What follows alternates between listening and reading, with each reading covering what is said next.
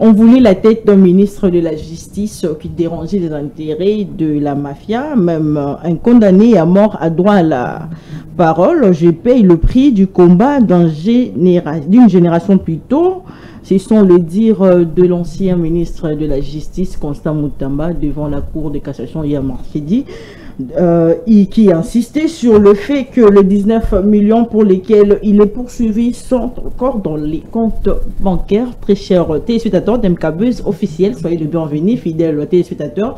Merci en tout cas la fidélité, vous avez la chaîne Nabino de Valère, vous avez toujours wana magazine Nabino MK2, vous allez le 24 juillet 2025, j'ai dit en tout cas, na tomé Nabino vraiment bolandi, bola mouna ko signaler Bino déjà, vous allez en direct sur notre page Facebook et ne ko s'abonner, partager lien et bisa bande ko basu sur émission Nabino MK2 ya mukolomo lelo et si et bandi pa yo pito solo akamboka na différents sujets d'actualité mbote Nabino partout bozwami na République démocratique du Congo na nzela ya chaîne YouTube Nabiso MKBuzz officiel kuna pe bokene ko s'abonner massivement bo partager lien bo bisa bande ko que émission ya mukolomo lelo et si et bandi to solo nini na mukolomo lelo to zongeli procès Mutamba o ezaki mukolo bi crédit parce que bah élément nouveau en fait et si yé bah namboka balingi bah solo te nambongo 19 millions et si là qui kozala azali poursuivi bah to ki na munoko ya tata ministre ya kalake mbongo wana ezali kaka na banque jusqu'à présent mais to komeka kotangela bino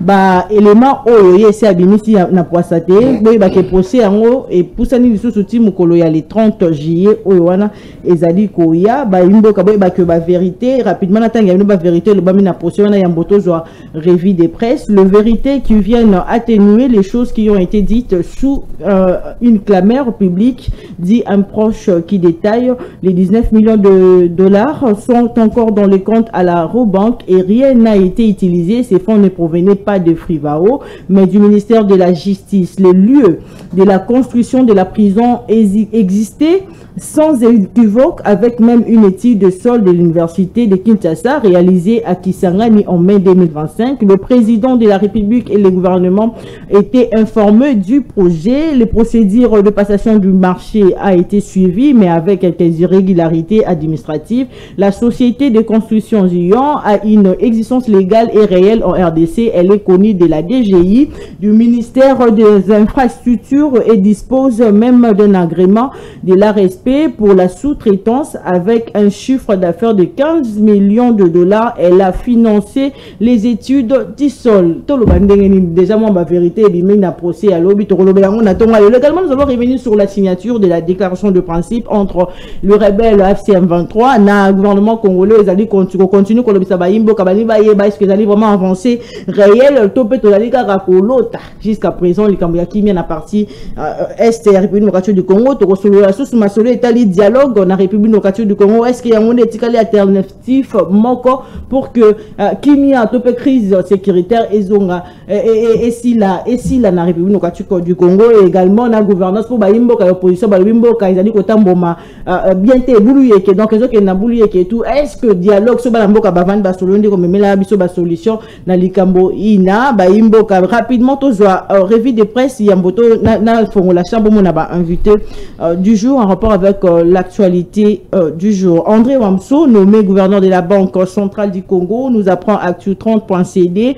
Avant cette nomination, André Wamso occupait le poste de directeur du cabinet adjoint du président de la République en charge des questions économiques et financières pour Info 27. La nomination d'André Wamso, proche collaborateur de Félix Tshisekedi à la tête de la Banque centrale du Congo, traduit la volonté du pouvoir de resserrer le contrôle politique sur la politique monétaire alors que l'inflation fragilise de millions de ménages. Le nouveau gouverneur hérite d'une mission cruciale, enrayer la dépression, restaurer la crédibilité financière du pays et rassurer de bailleurs exigeants. André Wamso ajoute la prospérité remplace au poste de gouverneur de la BCC Madame Kabedi Malangou, nommée pour sa part comme présidente du conseil d'administration de la CADECO.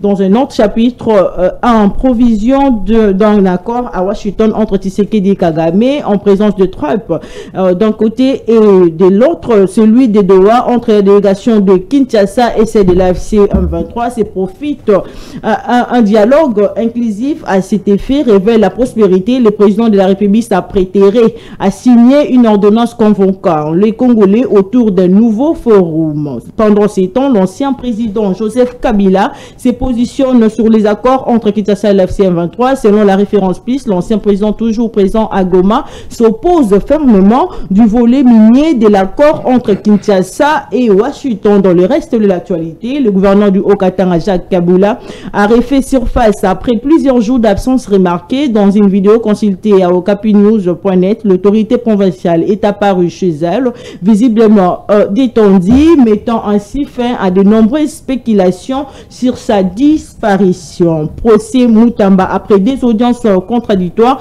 à la demande des avocats de la défense, la Cour de cassation rapporte le phare à lever l'option de poursuivre l'instruction du dossier de détournement présumé de fonds publics pour la construction de la prison dans la province de la Tchopo, plus précisément dans la ville de Kisangani, poursuivi pour les détournements présumés de 19 millions de dollars destinés à la construction d'une prison à Kisangani. L'ancien garde-sceau, Constant Moutamba, cité par Info 27, affirme avoir exécuté une décision validée en Conseil de ministres et autorisée par la Première ministre. La Cour de cassation a renvoyé l'instruction au 30 juillet, une audience qui s'annonce décisive pour éclairer la chaîne de responsabilité dans cette affaire. Pour finir, pour Forum des As, le procès Moutamba entre désormais dans sa phase décisive. Le 30 juillet, la Cour entamera l'examen du fonds, passation du marché, traçabilité de fonds, légalité du gré à gré avec la société Zion Construction soupçonnée d'être fictive, autant des ans d'ombre que la justice devra éclaircir dans un dossier devenu emblématique de la lutte contre la corruption en République démocratique du Congo. Boye malamu une fois de plus, bandeko balanzi MK Buzz officiel, bandeko balanzi émission MK Actu na nesengo ya koyamba pona bino na tonga lelo selon l'ordre d'arrivée bien évidemment na loboko nanga ya mobali toali na mwana mboka Mitterrand na ya limoko ya balobeli ya Kabila forever nazali na esengo yamba na tonga lelo boye malamu na mboka. Merci beaucoup maman, grâce pour l'occasion au Pessingai. Et nalenga d'abord mais quand peu rectifier comme rangiza nayate moi c'est Mimi oh ndekona ya na fesimbo tesika azali Mimi na fesimbo te pa ndekona Gaston pia na mungamba peuple et na fesimbo te na ba kongomani nyonso bazu opportunité Rolanda biso na ngonga oyo et awape nazalaki na moi d'innocence. Allez-y. Parce que je suis l'un de la commune de Mongafula. Cette population aujourd'hui qui est totalement délaissée. Là, je vois les habitants, il y a quartier, plateau de Mandela, communément appelé Tchad. Ça fait vraiment beaucoup des années, Bandikowana Bazali, qu'on est là toujours dans le gouvernement provincial, afin que Akende pour résoudre les problèmes où ils allaient déranger Bango. Déjà, Bazali n'a problème, il y a un bandeko wana po balongwa banda marsafko po bakomati campus soit l'intendance bandeko wana babimisaka mbongo ebele, c'est-à-dire que kolongwa banda marsafko tia koma intendance il doit débourser 5000 francs na moto.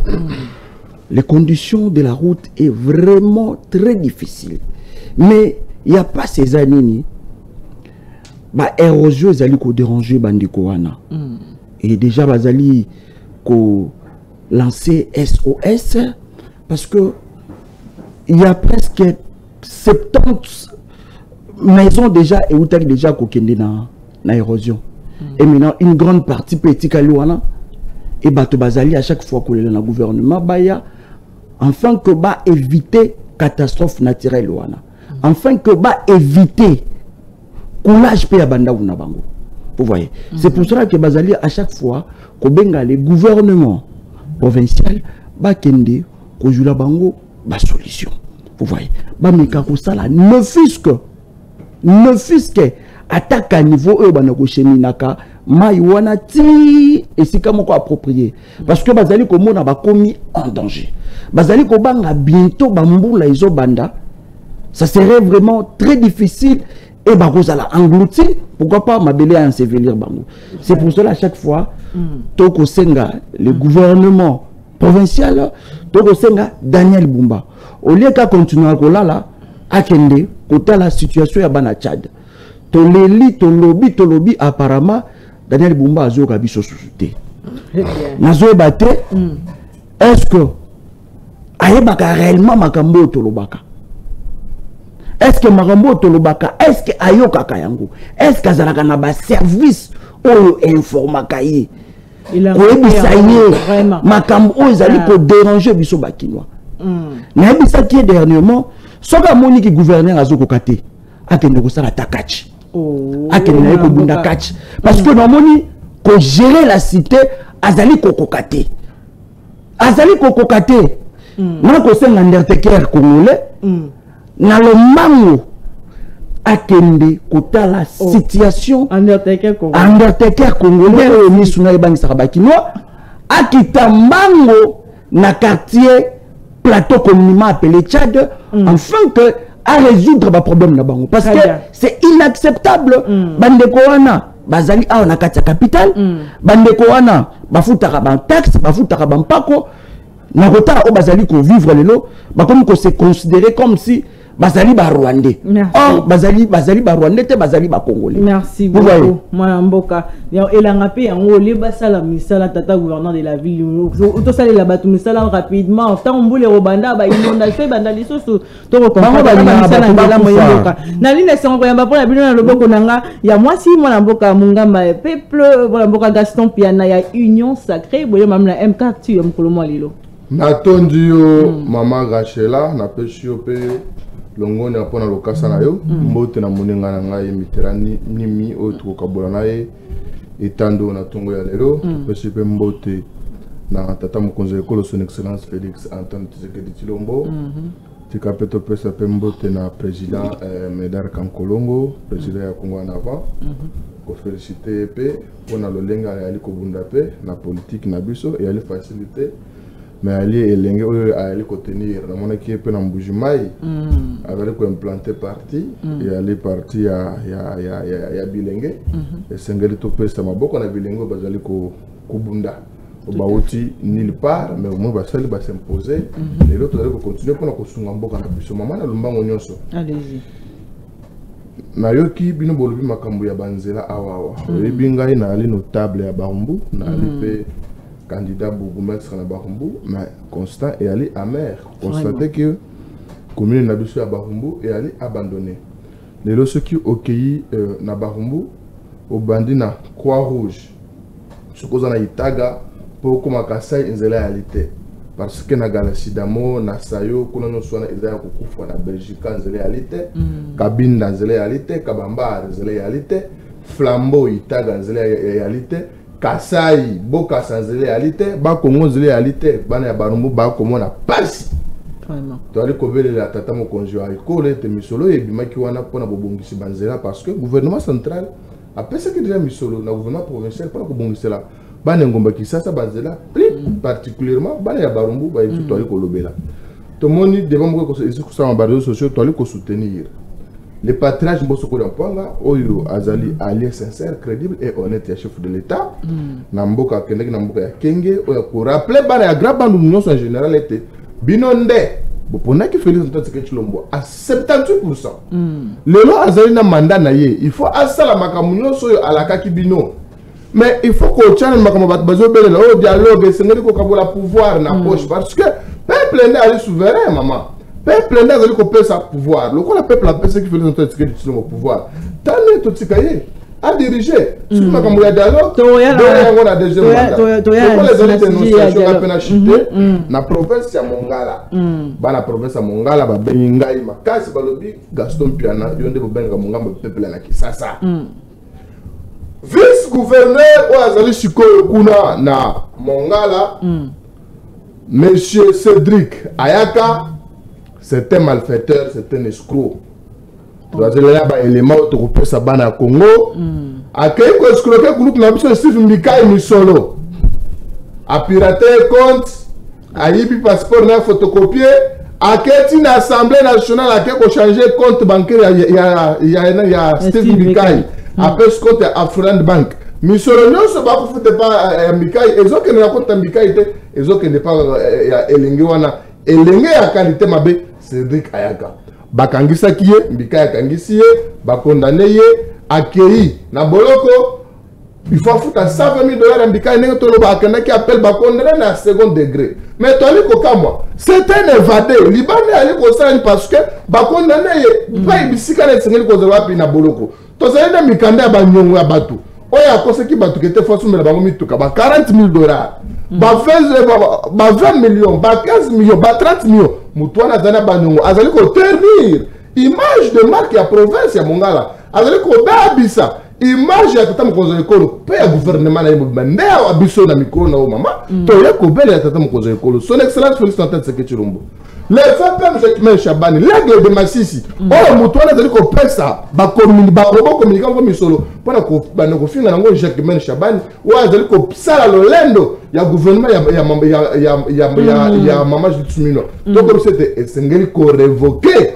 elingi wana ayaka na lombango nyonso ba service bali ko lukaye mais to ko sana ba service tango ko kanga susu ayaka akende susu makala telo ko kuna aliko kima mingi akende na ndolo aba ko kende ndolo bo sambisela te bo kende ko sambisela na telo na ya Mongala aya la tolo pore na kitani ya kilo te makolo nguru après bu ko tie ka tela prison ya bulu prison makaso ezala ka angenga moi mboka Gaston Piana to fungola manaka na biso na question etali mutune etali procès ya ancien ministre na biso ya justice Constant Mutambolo bazaki devant la cour de cassation mais abimisi bon ba vérité te moi mboka mon mboka Mitterrand na ebité na robande pa na yo 5 minutes pour na kolobela likamba procès ya moi mboka zali koloba ke baluka ki mutuna zali ko foot a pris vraiment il y a génération mon mboka parce qu'il y a dénoncé mafia et tout bah tangi était Moussa na ye a bien même si ngambo alors que 19 millions bazali ko funda kai ezalika na compte bancaire mboka lecture de fait nous ezali soutenu. Merci beaucoup maman grâce pour la question très pertinente. Tu sais, avec ce régime, tu peux assister à nyonso, tu peux assister à la comédie, tu peux assister à la théâtre, tu peux assister à nyonso. Parce que les détournements en revue de voiture du Congo, ils auront toujours la vision du chef de l'État. Parce que vous allez comprendre, Banda, premier mandat, deuxième mandat, on comprendre, le peuple a assisté quand il y a des détournements. Le peuple a série de détournements. Vous voyez. Hier, en fait, je n'ai pas vraiment eu le temps de suivre cet imposteur. Ouais, parce que d'abord, Bengana, il était soi-disant avocat Bengana, il est la cour de Matadi, donc ce monsieur. Vraiment, dans un temps, il y a Landa sous Marambona été. Vu que Aza jeune, il y a mauvaise qualité, vu que Aza impressionniste et en genre démagogique, et moi je peux pas passer tout mon temps à Rolanda Kaye. Mais, et là pour retenir intention d'Angaï, à l'obi, il a agi dans l'instruction, il y a chef de l'État. Ok? Donc c'est le chef de l'État, Nemoto, à Tindakiye, mon amboka Constant Mutamba, Zouambo Luana, Luana compte Oyo, qui met dans mon compte Oyo. Donc cela veut dire que il y avait déjà une intention bien planifiée entre Ndeko Félix Tshisekedi et Ndeko Constant. Mais il faut qu'on l'ende très bien, maman. Allez-y. Dans le conseil de ministre, non, le président, c'est le chef de l'État. Il a dit ça quelque part. Alors lorsque l'hiérarchie a passé des instructions, qu'est-ce qu'on fait? On exécute. Exécution, c'est la guinée. Même c'est la guinée. Banque telle ou na compte tel, balongo liango, bakenango, na compte mususu. Vous voyez? Donc l'intention déjà, Ezali Koloba, ils avaient cette envie de détourner. Pourquoi? Parce qu'en philosophie du droit, il y a ce qu'on appelle l'intention philosophique. C'est-à-dire que motosara ke loko pambate, motolobaka pambate, motosara ke loko na intérêt moko na simana yango. Et de ce fait, moi namboka Constant Mutamba ayebisi bino clairement, je ne suis pas seul dans ces dossiers. Je ne suis pas seul. Même les gouvernements, même la première ministre, elle était au courant. Même le président de la République, il était au courant. Donc, les détournements en République démocratique du Congo, ezali mode de vie à régime. Ezali mode de vie. Peuple congolais, akotikalaka ko bénéficier na eloko moko te na régime oyo. Eloko oyo biso to bénéficier na ngo à tout moment et ko tala kaka ba détournement.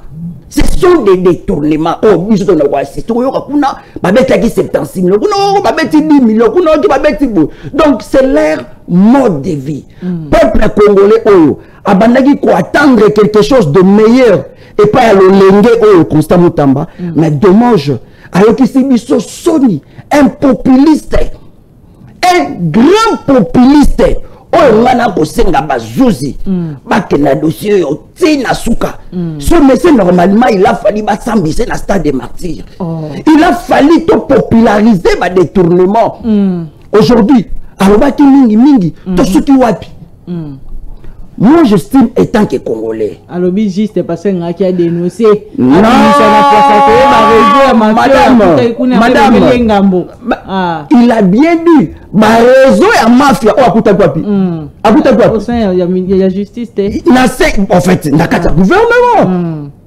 Soit na kati il y a gouvernement et le conflit Chilombo. Donc c'est-à-dire que madame bato ba olanda ba comprendre eza lolenge na bango ya kosali la makambo bango détournement de bilei na bango c'est difficile au monde à tout ça la une année sans que yoka soupçon de détournement na régime oyo. Vous voyez peuple oyo a voté ka ndeko Antoine na 2023 enfin que après ça est l'essentiel enfin que azwa le peuple d'abord. Mais dommage. Et ils ne sont pas là.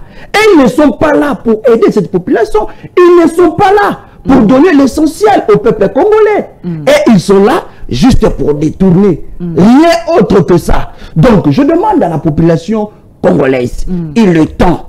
Le peuple congolais, il le temps. Nous devons être très durs envers ces gens. S'il faut qu'on lapide Bandeko, nous devons le faire. Parce que tondima kate mwana papa Etienne Tshisekedi akokati kolakisa biso façade oyo tondima kate. Merci. Vous voyez, nous avons créé hémorragie oyo ba détournement la régime oyo ekosi là. Mais aujourd'hui dommage maman. Mais quand même moi ça va to comme on appelle et obima na poisa par rapport à régime oyo le kaki maman est-ce que na Kabila yo mona ba no yiba maman Matembele na époque Kabila mo ba no yiba maman Matembele. Est-ce que n'importe quoi Kabila monaka ba yibaka bana makasu bana maki non bango bakenda musika bakenda ko escroquer biso na mbongo ya ram. Imaginez-vous bango ba ko yiba na 5G bana vitesse moko grave ba 5G ce sont des voleurs peuple congolais na ko senga bino esengeli to bengana bandiko o na pouvoir. Très bien. Oka maman nazo citer maman 5 minutes et coquille. Je l'ai toujours dit. La justice peut apporter les développements. Lorsque nous sommes dans un pays des conscients. Parce que sans la justice, j'estime que le pays ne peut pas se développer. Pourquoi? Parce que tant qu'on a règles établies, motoko banga, ko sani, ko détourner. Mais lorsque batumoni que basali ko banga la justice, cela veut dire que il n'y a pas la justice. Autrement dit, si vous lisez la Bible vous dit que c'est la justice qui élève une nation. Vous voyez? Mais lorsque la justice est malade, le médecin incapable de donner un traitement adéquat, le médecin incapable d'éradiquer cette maladie, cela veut dire que les détournements est bandit au sommet. Vous voyez? C'est pour ça que papa Etienne Tshisekedi a dit ça, Moka Ekoufi pour la Kimoyibi. Merci. Moka Ekoufi pour la Kimoyibi, il y a une peste là. Merci. Donc le peuple congolais, là bas moko sousou, ba miyibi ba lapida ka bango. Vous voyez? C'est ce que nous devons faire maintenant. Merci. Parce que trop c'est trop. Mamboka Gaston Moyimboka Wazaki ministre de la justice ya Kalate, lobia asili ko yebisa ba yimboka bien qu'à reconnaître procédure il y a marché agré zaki na mo ba irrégularité belé mais à lobby tata attends, le gouvernement qui au courant un projet au Moyimbo. Après 19 millions, ils allaient dans compte Moyimbo comme Abene, ils allaient wapito. Alors bien écoute, Azali Moutouma, il faut pas féliciter parce que à mon avis réhabilitation, il y a pavillon, il y a prison, écoute, plus de 29 millions, plus de 29 millions réhabilitation, il y a des pavillons, mais il y a au moins il y a en prison, il y a 29 millions, mais Abene, ils allaient wapito Moyimbo. Maman ngai ya monako ta solo na mozindo. Na recadrer na. Allez-y. 7 minutes également. Biso jamais particulièrement ngai na ko soutenir l'impunité. Parce que baba bena ngai mo ngamba ya peuple parce que ngai na lo nazala kana ngambo ya peuple. Mutoza na ngambo ya peuple. Akolinga te miso la ba peuple ba to mana ko lia ngone te nguba.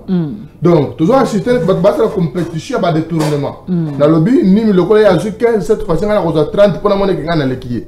Tanga na ko 30 yo po yebi sipe ni mi ayo zu 30 ngana zo 45. Moka ekotika na ko bongate. Zo condamné ba impunité o ezali ko salama awawa. Mais tozali pe ko féliciter ba o ba ko sala kete impunité wana sila.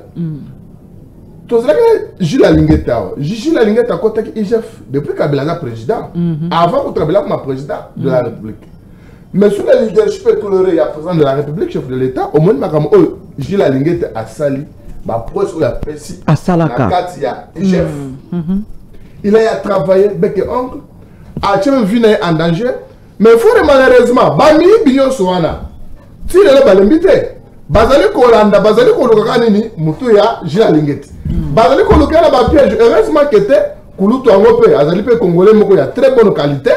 Ayibate asala musala ne na limimya nyuso attaque metamu nyuso ba kocha yali kozoyete.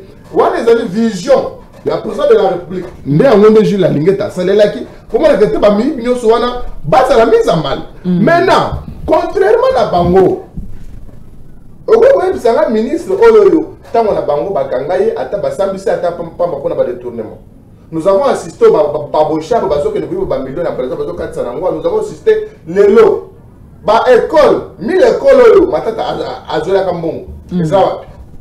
Ah, bon, il y a une Ndili. Est-ce que vous avez dit que Kabila a posé première pierre dans José Makila? Oui, bien, maman. Est-ce que vous avez dit que moi, Bangwalima, il y a pas Kabiliste, il y a un bon anti, il y a pas Samisana. Bah, inquiétant. Bazaro, il y a 5 chantiers. Les stades municipaux, ici à Kinshasa, il y a un marché. Stade de soit qu'il y a une mise, aucun bandal, aucun alemba, le stade ne soit inachevé. Mais sur le moment, mais il y a un voilà. Est-ce que sur le cas, Bassam Bissata, vous pouvez nous Bassam Bissata? Mais alors, du passé, tu as pas mon congélo, il y a un école là-bas qui a fouillé, tété, moi, il me regarde. Non, ils ont fouillé, tu n'as vu qu'à l'époque, on a allez-y. Cela veut dire, à l'époque, on a tout entendu que ça avait une impunité. Au moins, le ministre a salué ma camololène et l'égalité. Même si la base a démissionné, au moins, le chef de l'État a salué ma camololène à côté de Boloko. Au moins, mandataire à l'État a salué ma camololène à côté de Boloko. Les lots, on a tout entendu que vous avez de l'acharnement. Vous avez compris acharnement, instrumentalisation, il y a presque tout le monde. Au moins, on a au Geoffrem. Vous avez vu DG Kazumba. DG Kazumba a travaillé à cette réforme belée dans le Geoffrem. Mais au moins, il y a PCA à Abisma Koutan. Le quoi, avec moi, il faut aller pour DG. Avec moi, il faut aller s'ingénier. Allez, sur ma réseau social, oh, DG Kazumba, Ayebi, 10 millions. DG Kazumba, nous sommes ça monte dans le DG Ayebi. Il y a un immeuble. Il faut vous féliciter parce qu'il y a sensibilisé sur les pays pour la compétence dans l'effort de guerre. C'est-à-dire, les lots, il faut qu'on s'en abatte, tout le monde a pour ce mot. Tant que tu as fait ma tamba. Pourquoi justice est dans la Kachamboka Nabiso? Et elle est pas la cause de sa ordre. La Kachamboka Montignon est justiciable, même les pouvoirs de la République. Elle est justiciable devant la Cour constitutionnelle, chère madame.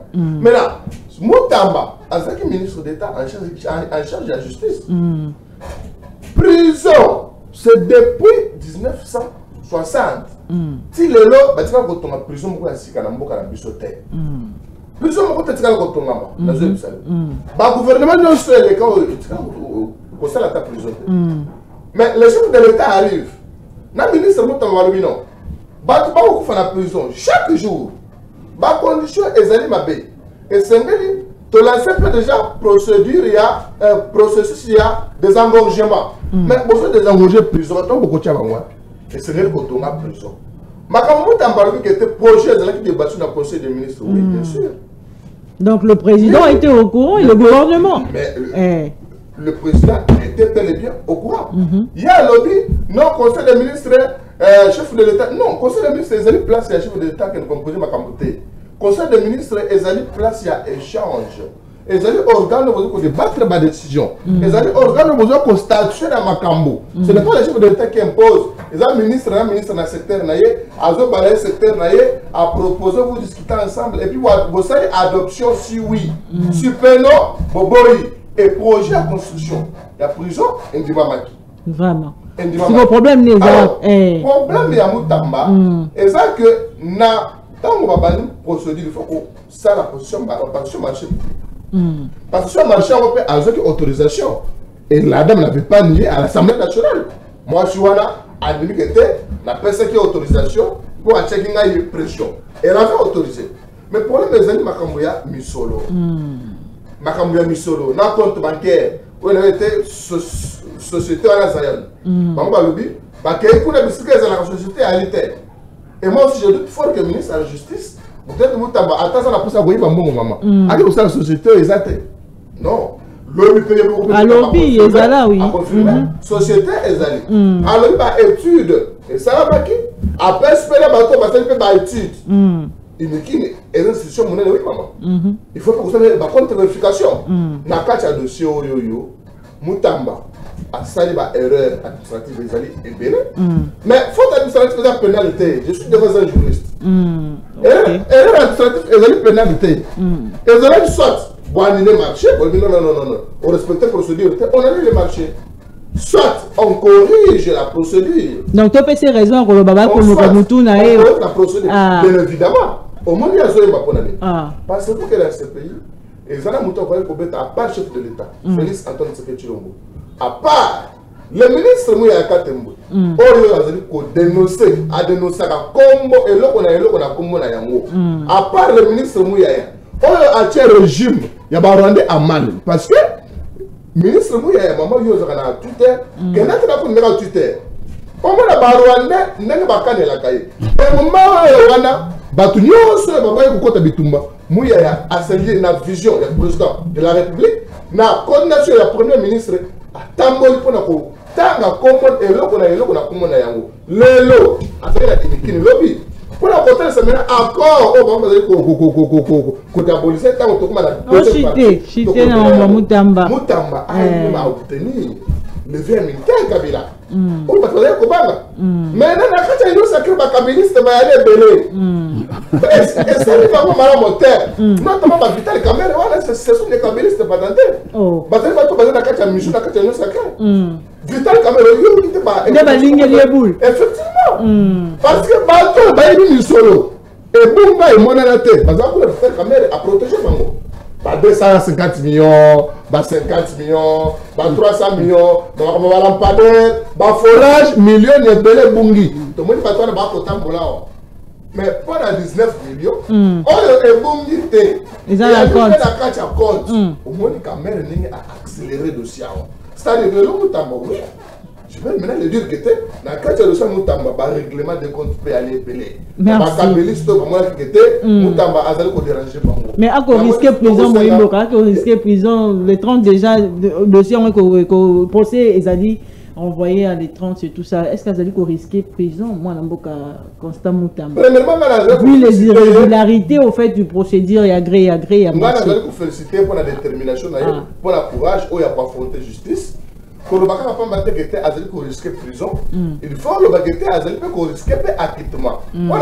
Parce que le cas de la erreur, il y a procédure, il y a passation, il y a marché, il y a une faute pénalité. Ça très bien. Oh, le guette pas coquille. Pour continuer à monter dans le côté. Merci. Azali lengua asali musala makasi. Azali lengua service parce que mokoza mboka. Mutamba asali kaka makambo ya mabete. Saka asali makambo mabe, asali makambo mabe ali moke. mais makamwamala mo mutambasali ezali ebele oh bana mboka ebele pe bazali kondima ba misusu pe bazali koloba te azali ne populiste ndo mwana mboka uti koloba na plateau lobi moyembo katolobela bana mboka tolobela signature ya déclaration de principe deuxième sujet bien évidemment que comprendre de cette déclaration pour bana mboka ti lelo bazali ko concerner te hein tozonge di mwana mboka to banda pa na yo bazo ko concerner tes déclarations ina parce que na terrain résultat ezali te moyembo jusqu'à présent mandu kezo betama ba imboka bazali kokufa ba mboka basimba nini la déclaration de principe au cinéma qui kuna na doa entre ba rebelle ya FC M23 na gouvernement congolais. Bon maman ngala liko sengo photo longona zela oyo ya badongolo misu ya ba ennemi ya mboka ya ba ennemi ya peuple congolais. Oh non déclaration de principe échanger le côté. Non. Bana mboka ouais question de la raté. Ah. Na logique na ye. Oyo alobaki kete ya mboko sala makambo no sengeli ko solola na Kagame. Parce que yende le sanguinaire Kagame c'est lui le vrai problème. Donc on a pas processus no qui en cours chef de l'état a participé à ndimala ki yango ya Nairobi ya Luanda. C'est la dernièrement Kagame akimi na Luanda. Je ne sais pas yebi. Kagame akeko kima na Luanda parce que yabaki kete kuna ne makambo le aussi là. Mais remarquez que quand Kagame akimi na Angola akeite retourne na ye possibilité s'empirer du sous et comme le sous makasi maintenant lelo chef de l'état azali censé pour protéger les Congolais que personne ne vous trompe attends la voix ya Manduki attends la voix ya diplomatie ya basolo tolinga ka tobo to la territoire na biso bari Qatar bamona bazali ko soutenir Rwanda na misolo et bien mais comment que l'intérêt de vous allez menacer Rwanda tika ba minéraux oyo ala kana yangote notamment ba or asa kana ngote mais a tiro mina usine ya raffinerie mais ba bilo ko côté ka ozala kana ngote ozoka yango wapi mais le chef de l'état s'est dit toujours que parce que il faut qu'on protéger l'intégrité territoriale de la biso n'a pas de ressources nous sommes pas congolais nous même ba Qatar ba bensa ki réunion mais la réunion yo ya Qatar o salamaki entre Kagame na tata mokonzi ko na biso sur la médiation ya mokonzi mboka ya Qatar il faut que et penser que d'abord Kagame peut makasi parce que photo ena Kagame la kisi suko na bateau ba penser que ba sanction parce que faut que Kagame azaki na Rwanda ba zaki sous ba sanction bele na ba news ba kabarebe o kabila tshela biso a chef d'état major parce que ba sanction tisiko mais photo wana est servir pour le que bande de pardon botala bon moi to ko sola tango bazo solo là accord de principe ezalini accord de principe ezalini net feuille de route ezali boyoka ni kete to ko sola na likambo pakala to ko sola na likambo songolo maintenant makambo ba solo wana faut que accord de principe et ali accord final te makambo balobi na kati accord de principe balobi yango il y a pas 2 semaines passées basi accord wana mais lelo boni ba kongo ba kete accord wana ibongo le accord wana e bongo la makambo belé biso to pèse sa confiance to pèse sa foi na tata mokonzi ya école grâce à sa diplomatie agissante et multidimensionnelle au moins interprétation parce que ba na terrain te na terrain moyimboka Manduki va continuer la ennemi oh ba signé ba accord wapi na terrain makambo bongwani ba signé ba accord na Uvira ba M23 ba zo continuer ba appel na zo tous les jours makambo les discours ya ennemi oh ba kota mo ba signé ba accord wale ko changer le côté ezali le kuta c'est pourquoi nous encourageons et nous félicitons nous soutenons même son excellence le ministre de la communication et des médias Patrick Muyaya parce que l'interprétation est erronée il y a accord à Washington non accord de principe à Doha interprétation de pas comme ça na relève na bango pour na troubler peuple na biso il faut qu'on combattre yango et ça peut pas rwandais parce que ne pas désorienter peuple na biso makambo e comment mi polele na kati accord mais ko ka bango kaka Félix Azo Balade ni minéraux na biso Félix Salomon ka kosolo la tête effectivement Félix Salomon ka yango ya kosolo la kaka na Kagame parce que c'est lui le problème. C'est pourquoi la Doha, parce que la Sima Ezali va poser un bicolo. Pour tout le Congo démocratique, son excellence Félix Antoine Tshisekedi. Tu le mot, et puis, les sanguinaires Paul Kagame. Tant que nous n'avons pas solo, mais surtout le processus à Doha est bandit. Processus sur les élèves et pour aboutir applicabilité et par résolution il y a pas makamuna sur votre bakouza et qu'on a l'appliquer et qu'on a l'appliquer de konanga mais oyo ki de ko kablo na choma na munako makam eza diversion et toi la politique dit que bango basala ka politique ya koluka ba diversion ce qui va nous montrer les camo ezoli ko beta bango bazo sala fait politique ya ko banda ko démentir bango ta ba mosala mo ya lelo bako ngala oui. Et c'est tout à fait normal parce que vous allez défendre la position à Bango. On tout à l'heure, les Congolais, ils allez défendre la position à Bissau. Mais na volé mignon, yo qui tata mo konje ko lo yakala ndeko Joseph Kabila kabangi ko lo ba été azali ko s'opposer fermement na volé minier parce que comment na mabulu yekete na encore ina. Mais Kabila ayali ko lo bela makambo na wapi. Ana goma te mo imboka. Comment ko sala ni? Bara basala goma. Baré Bazarago, Baré Belou, il n'y a pas il est cité, il y a de preuves qui attestent que monsieur Kabila. Mais à s'opposer, finalement, il y a pas volé, il y a une est-ce qu'il y a un moto et là, on va congolais. Ils sont toujours sur la démarche pour sauver les Congolais. Aujourd'hui, les Congolais, Kabila, a encouragé, il faut le gouvernement social. C'est tout à fait normal. Batouana, Badani, Bamibi.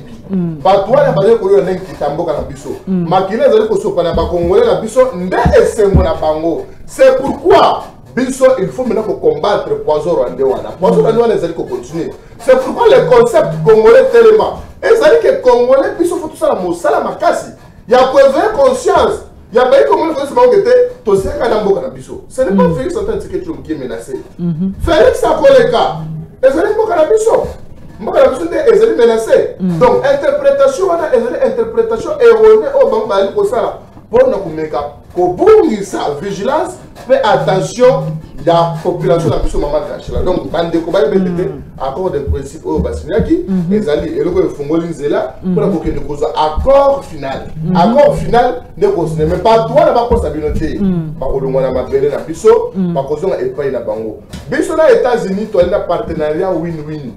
Autre, tu as pour exploiter minerai na Bisso. On y sont pas là qui peut récupérer en haut. Tout est quand même dans le lingue et seigneurie, bande de monastères, base dans le tiliki, base de la sécurité, base de la bonne somme, donc base de la peine en quitte. On s'en appelle ça Bango. C'est inconcevable que tu Bango, pas qu'on voit dans quitte. On le doit aller dans la moitié. Très bien. Donc les bandes de quoi ils allaient avancer, donc déjà ils allaient avancer. Ils allaient avancer.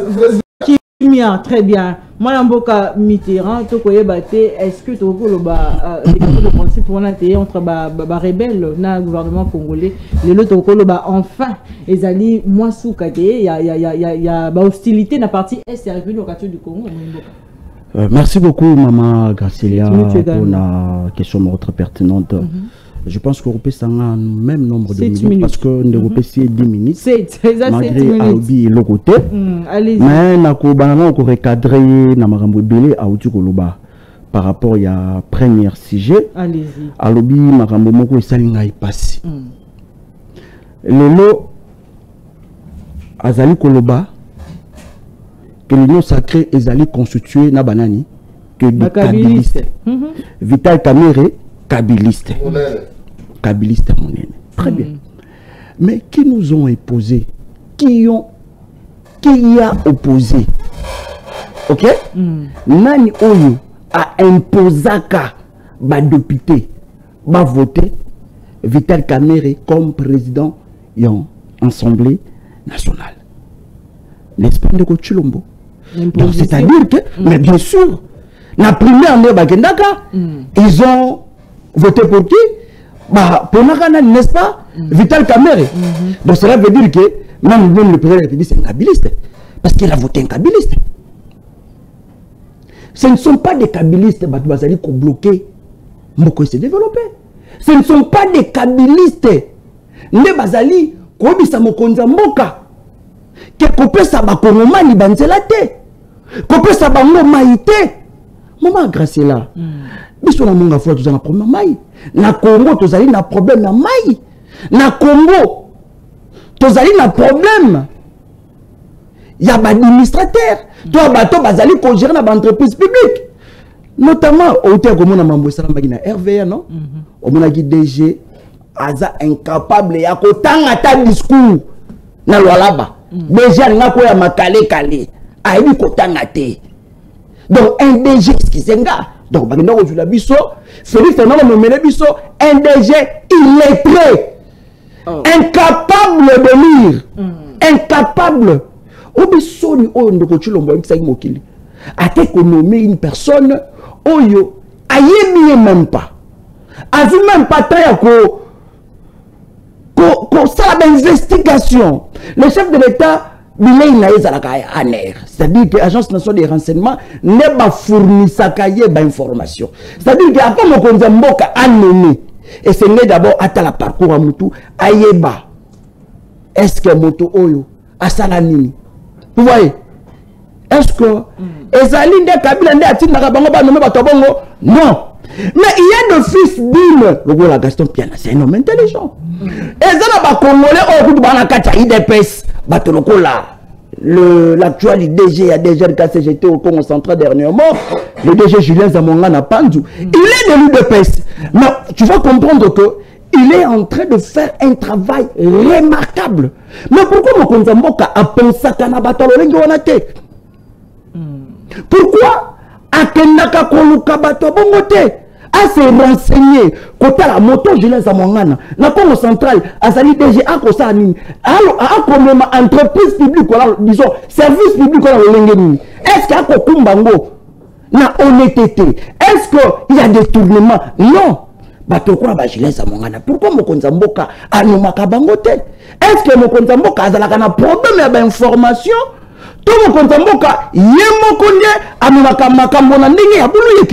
C'est une question dont nous posons. Alors qu'à l'époque de Kabila, nous assistons à un détournement. Ce qui n'est pas à Kabila, nous assistons à un détournement. On a peut-être réalisé le rôle mais bino ba détournement la bino et ça le rôle océan. Voilà océan. Mais des choses j'attends le banc de musique. Il y a un océan. Na retourna fleuve. Na retourna ebisa biso 324 millions franco-fati franco-fati kenda. Il y a franco-fati kenda. Madame ba ibango. Ezaki ba ange. Ndaba ba ibango. Tout le monde 300 millions ya Covid. Et que wapi est-ce que va foutre la gamme pape transport à son na Italie maman a vous quoi affirmer le temps na bisala que union sacrée zali berceau ya bamiibi na monde ezali awa o ezali régime ba Pablo Escobar oyo zo mona oyo bamiibi a tu ko bango no na kati ya Assemblée nationale soit na kati ya régime na bango union sacrée zali ko potentiel bamiibi. Donc, chance qu'il y ait dans union sacrée. Donc, union sacrée, qualité, union sacrée. Comment on va recruter? Comment on va recruter? Parce qu'il faut travailler dans la vision à mon continent. Les chefs ne volent pas. Les chefs ne détournent pas. Il n'a que des collaborateurs qui détournent pour lui, qui détournent à sa faveur. Donc, maman, grâce à là, maman va détournement. Bon, la Kabila na kati. Bon, la Kabila na kati. Biso. Ceux qui te détournent na utolo bango et ceux qui na maya njili na bango océan tobi ngambute maman agafé là avancez nazoni na question otiko tuna ngai maman na ngai kuna lisusu nazobisa yo mbutu ya mbutu avant na kota vraiment na mozingo na kolingana recadrer ndeko na ngai Gaston Piana parce qu'il y a le chef de l'État est censé de protéger les Congolais. Le chef de l'État il est censé de protéger la vie humaine des Congolais. Oui, je l'accepte. Mais pendant tout ce temps, il était où? Nous avons légué à l'UDPS. Nous avons légué à Félix Tshisekedi un pays tout entier. Qu'est-ce qui fait que bateau va payer ça qui a responsabilité? Et ça le voit la Katiandaku. Va payer la responsabilité. Bah biso maman Gachela te paye terrain boy 15 hectares. Te paye non mon solo boy. Après il t'a battu de constater sur 15 hectares on coûte à 12 hectares. Bah tu dis mais oh non boy crop aux incapables. Aux incapables. Il y a quoi illustrer. Il y a quoi qui s'abattent réellement. nasala ki boye yango mininga na sika boye n'est-ce pas que to benga ngo qui incompétence c'est de l'incompétence madame. Je l'ai toujours dit, tu sais qu'Edi c'est un président le plus faible au monde. Il est le plus faible. Il est le président le plus impuissant que le monde n'a jamais eu. Je dois être dur envers cet incompétent. Il n'a jamais été là. Il y a aussi des présidents incompétents, comme Félix Tshisekedi. C'est un incompétent, madame. Comment ça, mon on tue nos frères à l'est de la République du Congo, mais yé, te monaye, à quelque kokisa, vocation naïe, posa naïe, banda botama, à l'otazala, joueur d'équipe nationale. Te monaye, kokendoko beta, balé na stade martyr. Mais on tue les Congolais. Posa naïe, et ça n'a comme un gardien. Te monaye qui est? Mais gardien, on peut la agir. Il y a un jeune qui a plus de 50 ans. Madame,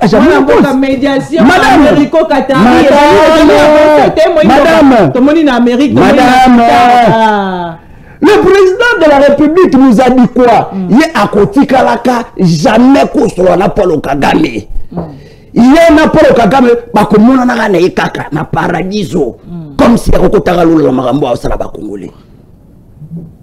Ayedou sakabiso. Son frère est ami pour Kagame, Bangomi Balé, Bakotikalaka Kokutana te, quel que soit le cas, Bakokutana Kanapa, na paradis. Qu'est-ce que tu fais aujourd'hui? Accepter d'abord qu'on ça l'accord, na moto à considérer des patins. C'est pour ça que nous avons un président incohérent. C'est un président qui ne respecte pas. Madame, je suis un intellectuel, je réfléchis. C'est pour ça la fois dernière, je réfléchissais, je me suis dit que actuellement, la République du Congo a une maladie qu'on appelle la tymbologie. La tymbologie, elle est triade. Elle est caractérisée par l'incompétence. Elle est caractérisée par des promesses non tenues, par des discours inutiles. On peut s'en souvenir, à la moindre escarmouche. À partir de Goma, de Robeta Rwanda aujourd'hui, pourquoi le discours Mokondi Azali incapable de matérialiser? Là, on a fond. Madame, et là, vous allez comprendre la déclaration des principes d'abord. D'abord, on a quatre déclarations de principes. On a dit M23 va se retirer. Même si on a un accord signé sous la médiation des États-Unis, vous allez comprendre. Place que le M23 va se retirer de nos territoires. Au contraire, tout ça, combattre la FDLR. Oh, on va lever des engagements, c'est parce que les... S'il te plaît, non. Bassengi Rwanda a se désengagé. Il y a des militaires on a seul Congolais. Sous prétexte que il y a des FDLR, voilà FDLR. Or, ce que le régime Nabiso, autant il y a un rapport non sur les Nations Unies. Dans le rapport la RDC, Totikalaka, pour accepter qu'il y a des FDLR sur le sol congolais. Mais sous la vision, la diplomatie assassin de Félix Tshisekedi, à travers cette incompétence, il y a Madame Wana Sobi Wagner. Mais il faut accepter l'affaire étrangère. Mais je te dis la vérité. Madame, tout ça qui n'a bonne voie, il y a résolution 27 septembre.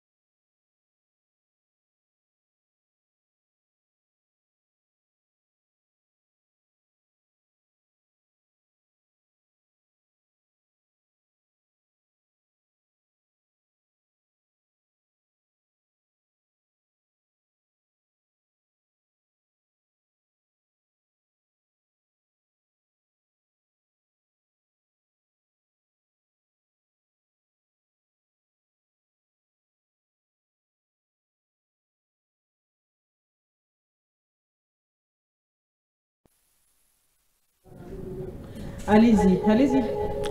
Donc, madame, je vous disais que dans 5e point, wana, place où basé les réfugiés, place où on est congolais. Parce que tu as une intention, il y a frère et ami, il y a des côtés Tshisekedi, Paul Kagame. Azalaka toujours na posa ko balikaniser mboko na biso. Tango lobby na yoki Jacques Chabani. Aken Addis Abeba. OK? Basala ki tripartite moko RDC na ACR, otama ba réfugié na Rwanda. Pour on a déjà ko statué na kotala ba possibilité ya ba réfugié ou ba kozonga na Congo place on ezali ko bangisa ngai. Parce que le 25 février 2025 l'EAC et banaki ko senga la RDC et puis ça statut moko spécial na Goma na Bukavu. C'est-à-dire quoi? Kozongisa ba réfugié wana oyo biso ba Congolais oyo to identifié te ezali ko bangisa nga. Parce que la fois dernière Paul Kagame a dit biso na Rwanda azana plus de 250 000 réfugiés congolais. Na Uganda baza plus de 350 000. Na Kenya baza plus de 200 000. Donc autrement dit on peut avoir plus ou moins na ba 800 quelques mille réfugiés congolais. On peut éviter, est-ce que le Rwanda a infiltré Bangote? Et pourquoi le Rwanda a accéléré, a senga la RDC, a rapatrié les réfugiés? Est-ce que makanisi moko mabe ça kunate? Na toujours kotan na rapport moko ya Nations Unies. Rapport ne zali kolobani. Balobi que le Rwanda azali na besoin ya kokende na ba korte. Il a besoin il y a gagner plus d'espace dans la catégorie du Congo. Prévenez le 2 jours Monique Mandoke, ils allaient toujours au Kanga, bato bazali toujours au Koufa, nombre va déplacer au Sani et augmenter. Cela veut dire que le Rwanda ne va jamais, en aucun cas, en aucun jour respecter un accord avec la RDC. Parce que ce n'est pas la première fois que Bishona Rwanda tout ça l'accord. Moi je suis étant que Congolais. Nalingaki na ndima, nalingaki na sepela, soki ndeko Chilombo akendaki kosenga autorisation na parlement. Pour nous informer, à Nico déclarer guerre. C'est là où on est, tout le monde est capable. Mais tant que tu as toujours côté mon accord, je te jure, tu as toujours faible. Très bien, il y a un peu de comité pour la position, puis il y a un peu de yakala. Yuma. On a été dans la négociation avec FCM23, mais le rapport, il y a Nations Unies autour de Balobi qui est en permanence en communication avec Nanga, depuis toujours, na Rwanda, tout ça. Donc, il y a vis-à-vis de Tata Mokondeko, il y a un impliqué dans ma carrière. Non,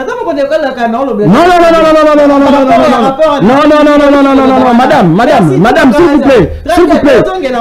Non. Comme Makambo était le pesa bakongomani kanda, na posa le bamuna kabila zone. S'il vous plaît. Non. Wane zali ba rapport au kuta o IDPS ça zone go fabrikaka. Non, je vous dis la vérité. Merci tout ça moi mboka mongamba pepe lui kametali dialogue inclusif entre le Congolais. Ba mboka bazali ko kanisa alternative moko etikalité peut être qui mais côté na partie c'est ngeli ba mboka ba solo la te na ndenge interne. Maman, dialogue sur le gide ya SCC5. Dialogue ya SCC5 les lots. SCC na 5 et comment parti politique. Batwana bakosa la politique kasi balati nde banzambala. Différence de to kolata bakazaka bango balati banzambala. Bango moko yoka nganga nzambe moko lobi.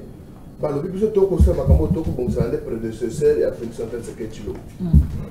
Peuple azali représenté l'Assemblée nationale.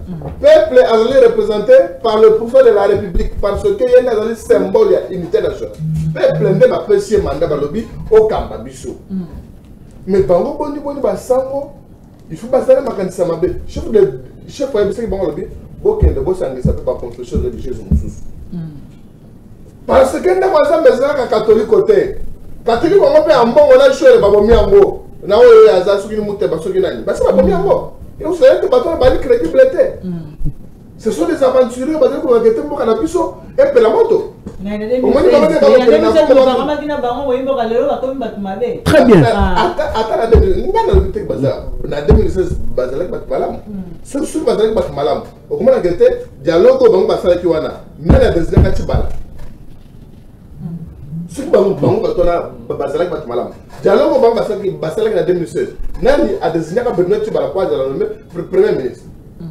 C'est IDPS. Nani a désigné qui, dans mon colloque, a désigné Bruno Tchibala. En réalité, manœuvre n'a pas dilatoire, au Bavané, au Sala. Les lots. Makambo a expliqué, Bayi Kongoman, au monde de l'opinion, parce que, avec une mission, n'a point 7. Mission, avant que la RDC, va aller dans Rwanda.